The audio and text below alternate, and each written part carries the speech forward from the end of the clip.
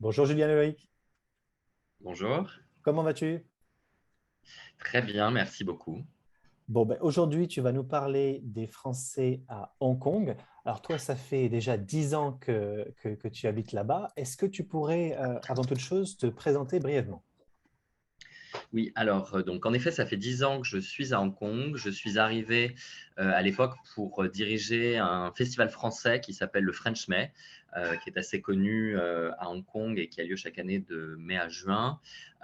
Et ensuite, il y a à peu près un an et demi, j'ai créé ma société de conseil en accompagnement de projets culturels. Donc, je travaille à la fois avec des institutions, côté France et côté Asie, et aussi des particuliers, des entreprises pour en fait faire le pont justement entre la culture et le monde du business. Très bien. Alors rentrons dans le vif du sujet. Est-ce que tu pourrais nous présenter la communauté française qui vit à Hong Kong? Absolument. Alors la communauté française de Hong Kong, elle est assez importante. Ça fait partie des plus grosses en Asie. Alors elle a un peu baissé ces dernières années, notamment à cause du Covid, évidemment. Donc aujourd'hui, selon le consulat, au tout dernier chiffre qui date d'il y a 15 jours, on a 12 507 inscrits. Donc comme tu le sais sans doute, les inscrits ne représentent pas l'intégralité de la communauté, surtout à Hong Kong où il n'y a pas vraiment de difficultés, d'inquiétudes. Donc, en fait, les gens ont tendance à ne pas beaucoup s'inscrire, sauf pendant les élections présidentielles. Mais on estimait dans les dernières années qu'on était plutôt proche de 16 000, 18 000 Français à peu près. Euh, Sachant qu'a priori, on a une baisse de 8% par rapport à l'année dernière 2020, et c'est lié au Covid, et je pense qu'on en reparlera justement tout à l'heure. Sinon, la population est relativement jeune. On est entre 35 et 50 ans. Beaucoup de jeunes familles qui sont là pour travailler. Et depuis maintenant 5 ans, beaucoup de jeunes qui viennent à la fois en VI et à la fois pour en fait un certain nombre d'opportunités dans le domaine de la restauration, dans le domaine des startups. Qui sont des sujets très, très développés à Hong Kong. On a pas mal d'industries de services dans la com, dans le digital et dans l'accompagnement aux entreprises. Mais sinon, traditionnellement, les grands secteurs, c'est la banque. On a les grandes banques françaises, Société Générale, BNP, Crédit Agricole, Natixis, qui sont très implantés ici. Et puis ensuite, bien sûr, le luxe. Donc, tous les grands groupes, que ce soit LVMH, Kering, L'Oréal, et puis un certain nombre de marques qui, en fait, ils trouvent l'intérêt de la proximité avec la Chine. Donc, on a une forte présence dans le domaine du retail et dans le domaine bancaire, et puis ensuite tous les services qui sont liés, qu'on retrouve beaucoup. Et pourquoi les Français décident de venir s'y installer à Hong Kong? Je crois que tu nous as mentionné bon, tous ces grands groupes, donc je suppose que le côté professionnel y joue beaucoup. Absolument. Donc en fait, il y a plusieurs facteurs selon moi d'attractivité à Hong Kong, et c'est des facteurs qui en plus se sont développés de manière exponentielle depuis 10 ans quand moi je suis arrivé. Euh, Hong Kong était attractif, mais je pense qu'il est devenu beaucoup plus. Alors en effet, je pense que c'est les opportunités professionnelles en premier lieu, les entreprises qui font venir des Français et des familles, mais de manière plus générale, c'est une ville vraiment d'opportunités professionnelles. Donc, voilà, c'est assez facile de pouvoir, pour des sujets d'innovation, pour des sujets euh, de, de, de business, c'est assez facile de pouvoir venir. Il y a aussi beaucoup de facilités administratives, c'est-à-dire que l'obtention d'un visa, la création d'une structure d'entreprise sur place, tout ça sont assez faciles, l'ouverture d'un compte en banque par exemple. Et puis, un atout majeur, c'est que même si le cantonais est la langue principale, l'anglais est également une langue officielle.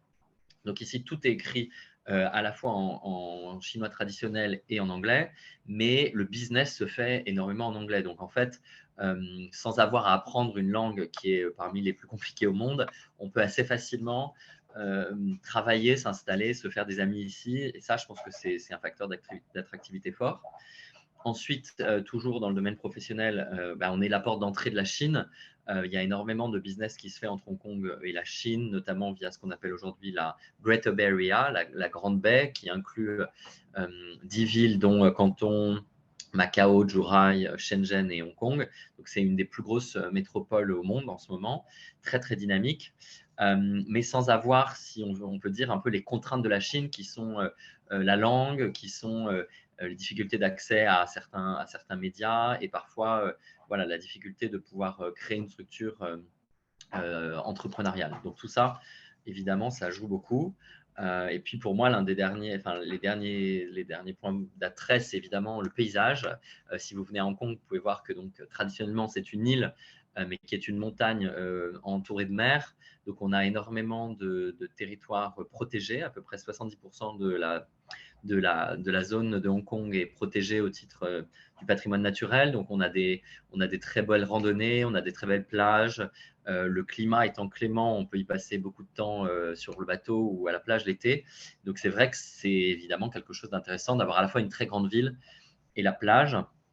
Et puis, dernier point, je pense qui a augmenté l'attractivité ces dernières années, c'est le fait qu'on a une grosse population française ici, avec notamment un très bon lycée français qui est très très coté, qui fait que pour une famille, c'est facile de s'installer, c'est facile de pouvoir trouver des produits de consommation français, des restaurants français, des livres français. Et donc, voilà, c'est une intégration qui se fait de manière beaucoup plus naturelle sans doute que dans certains pays.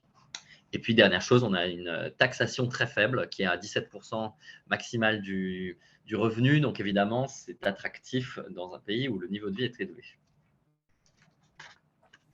Et, tu nous as mentionné que bon, beaucoup de gens parlaient anglais là-bas, donc je suppose qu'au niveau de la Mhm. communication, ça aide. Au-delà de la langue, est-ce que tu dirais que c'est assez facile de s'intégrer avec la population à Hong Kong? Alors, oui et non, mais je pense que c'est toujours un peu pareil. C'est-à-dire que le fait que la langue ne soit pas une barrière fait qu'il est très facile de rencontrer des gens, de faire du business et d'avoir un cercle social amical. Mais ça crée aussi un petit peu une séparation, évidemment, entre la population expatriée et la population locale. Donc, pour se faire vraiment des amis, ce qui est tout à fait possible, c'est mon cas par exemple, ça prend du temps, il faut qu'ils apprennent à te connaître et ça demande un peu d'effort parfois d'apprendre un petit peu des éléments de langue, enfin en tout cas voilà. Mais sinon, c'est une ville qui est extrêmement, qui s'est bâtie sur la mixité Est-Ouest, comme on dit, et donc qui est extrêmement, toute la culture hongkongaise, du business comme la culture du loisir, est vraiment tournée autour de cet échange. La culture et la cuisine en sont les parfaits éléments. Qu'est-ce que tu veux dire par mixité Est-Ouest? C'est-à-dire que Hong Kong est à la fois très chinois, avec son architecture, sa cuisine, sa langue, mais en même temps, il y a énormément et sa médecine par exemple, mais en même temps, il y a énormément de pratiques qui sont très occidentales, qui sont liées de la période coloniale britannique, évidemment. Donc, une partie des plats typiques de la cuisine cantonaise, ça va être le milk tea, le French toast avec du beurre, tu vois, donc un certain nombre d'éléments comme ça.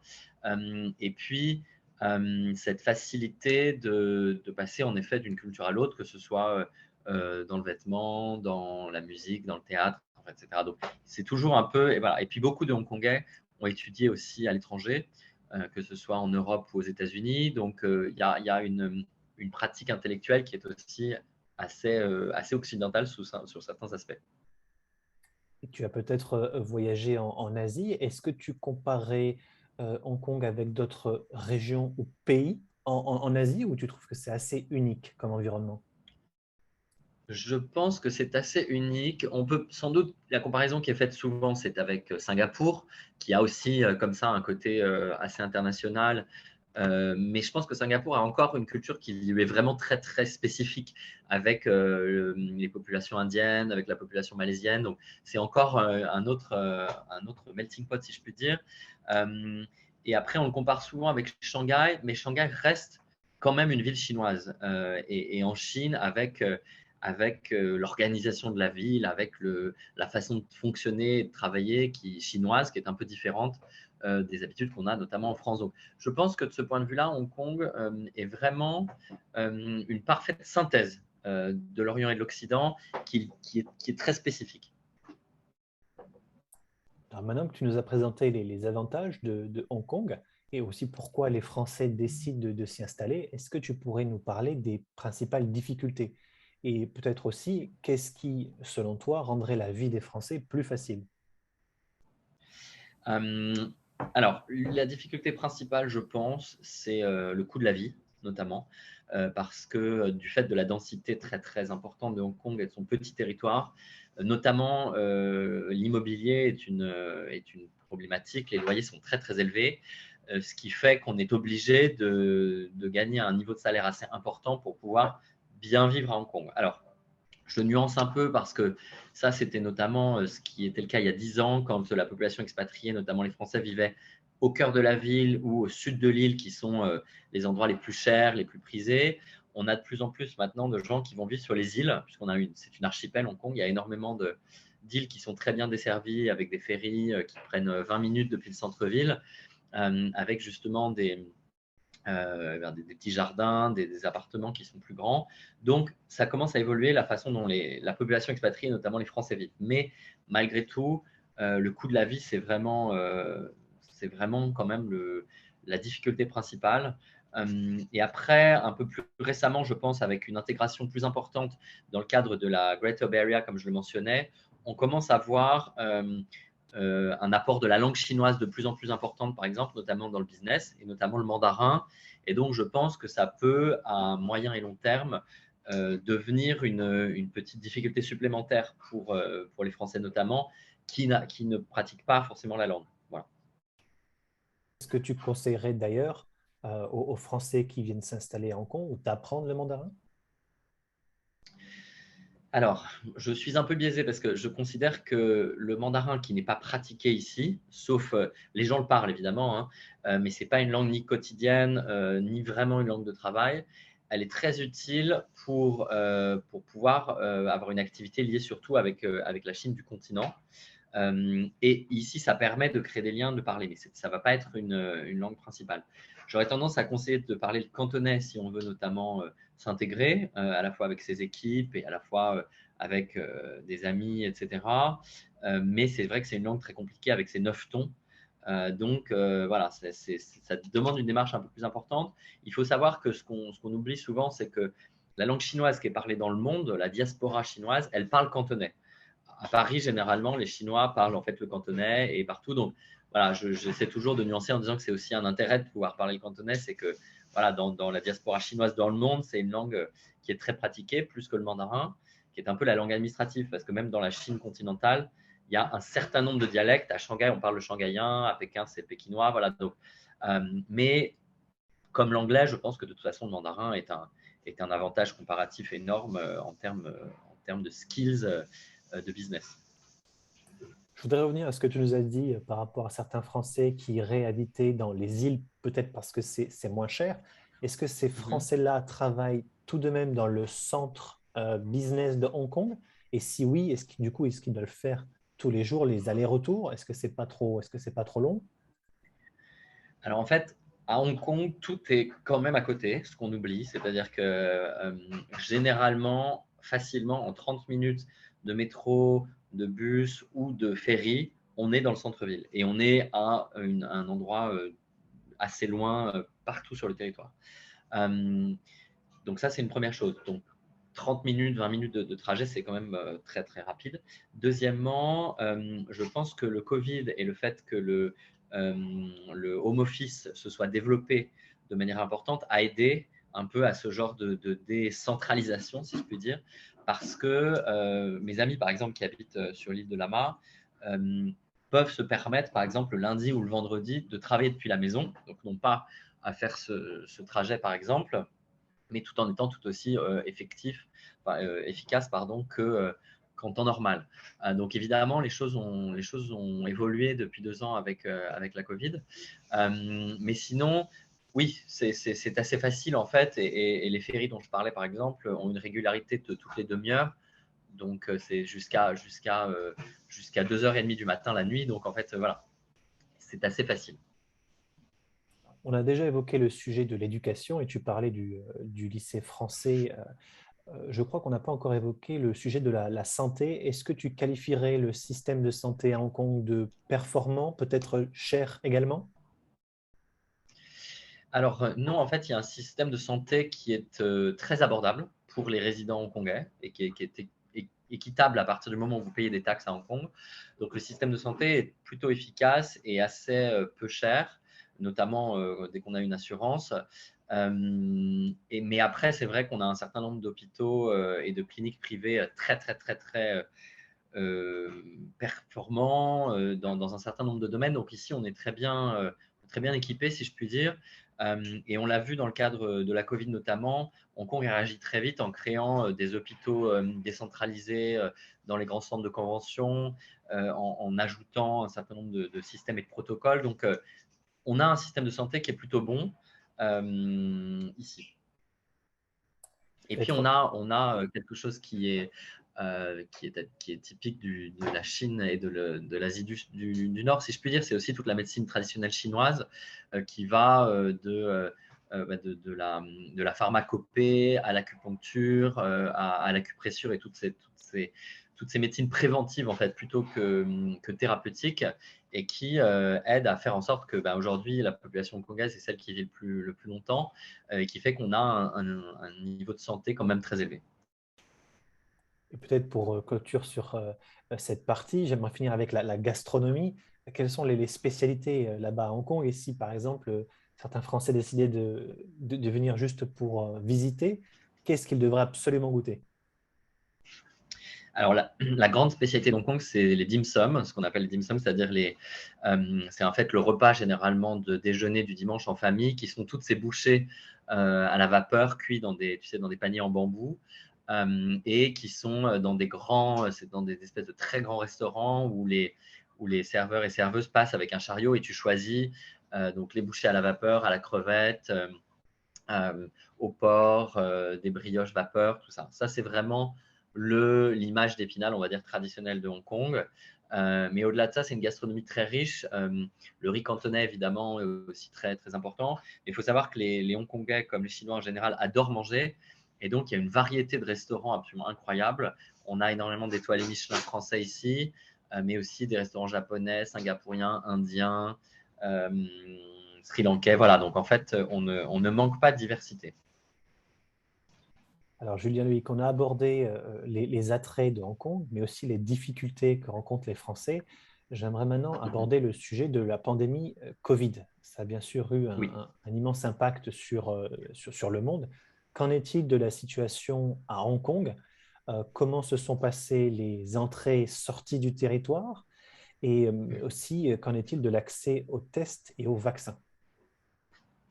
Alors, à Hong Kong, on a été parmi les premiers, évidemment, touchés du fait de la proximité avec la Chine, donc depuis le mois de février 2020.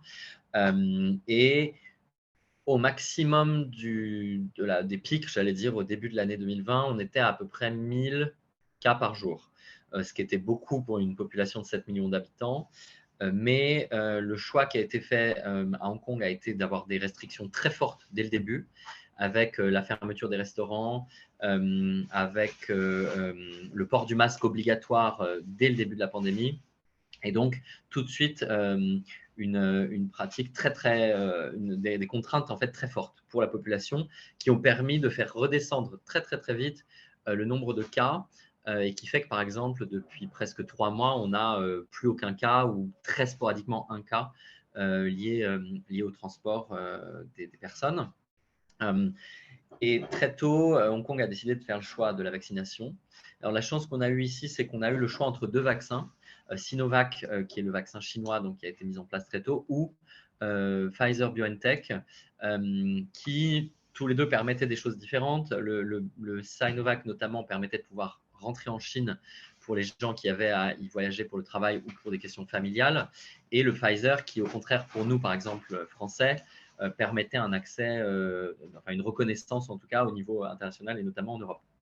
Et ça, la politique de vaccin a été ouverte à tous très vite, de manière gratuite, dès le mois de février 2021. Et donc, on a pu avoir un accès très facile à la question du vaccin. Donc ça, c'est plutôt une chance. Malheureusement, comme dans beaucoup d'endroits, il y a eu une petite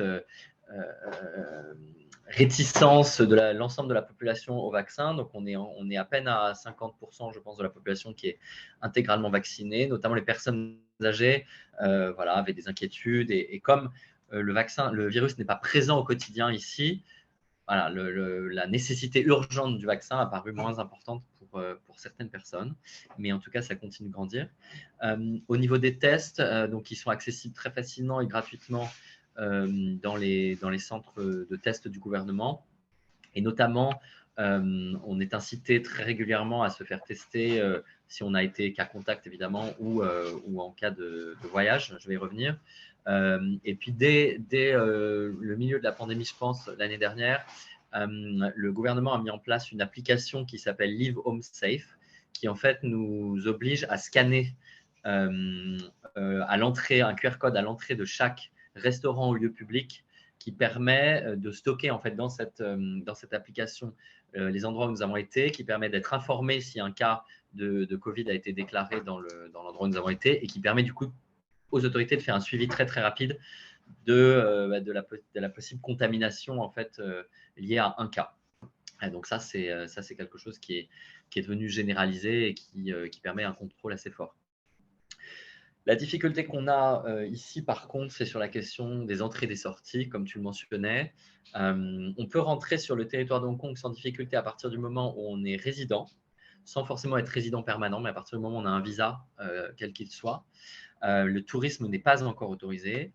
Les entrées liées à des visas temporaires, par exemple pour des artistes qui viennent donner un spectacle ou pour des gens qui doivent venir pour un business trip, sont possibles. Simplement, comme Hong Kong a fait le choix de la politique du 0 cas, et donc ils ne veulent pas réouvrir les frontières tant qu'on ne sera pas à 0 cas en permanence, y compris les cas importés par le tourisme, on a des politiques de quarantaine très fortes.